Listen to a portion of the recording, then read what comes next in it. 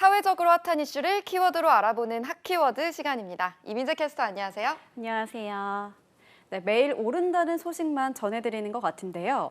이번엔 낙농가가 우유 회사에 파는 원유값이 리터당 88원 오릅니다. 이렇게 되면 1리터짜리 흰 우유 가격은 3,000원이 넘게 되고 또 우유가 들어서는 빵이나 커피 등 다른 식품 가격도 줄줄이 오르는 밀크플레이션으로 이어질 수 있습니다. 핫키워드에서 짚어보겠습니다. 얼마 전 원유 가격 인상이 결정됐죠. 그러니까 우유값이 오르게 됐는데 인상폭이 역대 두 번째로 큰 규모였죠. 네, 맞습니다. 낙농가와 유가공 업체로 구성된 낙농진흥회가 진통 끝에 원유값 인상폭에 합의했는데요. 흰 우유의 원료가 되는 원유값은 리터당 88원, 치즈와 연유 등을 만드는 가공유형 원유값은 87원 오릅니다.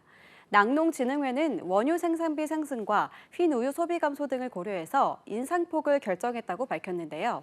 하지만 이번 원유값 인상은 지난 2013년 원유 가격 연동제 도입 이후에 두 번째로 큰 규모로 대형마트 기준 리터당 우유 가격이 3,000원을 넘을 것으로 보입니다. 당장 언제부터 적용이 되는 건가요? 네, 인상된 원유값은 오는 10월부터 적용되는데요. 애초 이번 달부터 적용할 예정이었으나 물가 상승에 따른 소비자 부담을 덜기 위해서 적용 시기를 늦췄다고 낙농진흥회 측은 설명했습니다. 원유 가격이 오르면 우유 들어가는 식품들 가격이 다 줄줄이 오를 수밖에 없어 보이는데요. 네, 맞습니다. 그게 가장 큰 걱정입니다. 정부는 서울우유와 매일유업 등 유업체들을 만나서 제품 가격 인상 자제를 요청했습니다. 유통비용을 개선할 여지가 있고 아이스크림이나 과자 같은 가공품의 경우 국산 원유를 사용하는 비중이 작다는 건데요. 하지만 유업계는 흰 우유 제품 마진율은 1% 정도로 원유값이 오르면 제품 가격을 올릴 수밖에 없다는 입장입니다. 유제품 가격이 줄줄이 뛰는 밀크플레이션 우려도 제기되는데 지난해 원유값이 인상되자 일부 아이스크림과 과자류 가격이 10% 정도 올랐기 때문입니다. 우유값이 사실 오른 지 얼마 안 됐잖아요. 또 오른다고 하면 아무래도 부담이 더 커질 것 같은데요. 네, 그렇다 보니까 차선을 택하는 분들도 있습니다. 우유 가격 인상 소식에 수입 멸균 우유를 찾는 사람도 늘어난 건데요. 영양소 차이는 크게 없으면서도 가격은 국내 우유의 절반 수준이기 때문입니다. 수입 멸균 우유 가격은 1,900원으로 국산 우유보다 1,000원가량 저렴한데요. 2020년 1만 1,000톤이었던 멸균 우유 수입량은 2년 만에 182% 늘었습니다. 한 대형마트의 이번 달 수입 멸균유 판매량도 1년 전보다 15배 증가했습니다.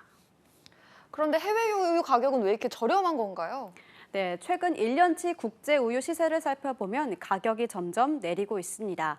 가장 큰 이유는 해외 낙농가들은 사료를 해당 국가에서 자급하는 경우가 많은데요. 그렇다 보니까 해외 곡물 시세가 내려가면 우유 가격에 바로 반영되는 구조입니다. 반면 우리나라는 사료를 수입해오기 때문에 떨어진 시세가 반영되기까지 1년 정도의 시차가 있고요. 물류비와 인건비, 환율 등 여러 요인의 영향을 받게 됩니다.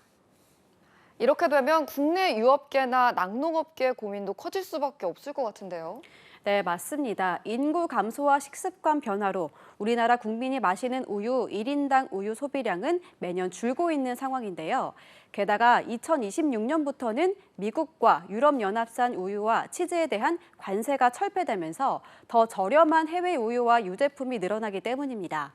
그래서 국산 우유의 가격 경제력은 더 낮아질 수밖에 없는 상황입니다.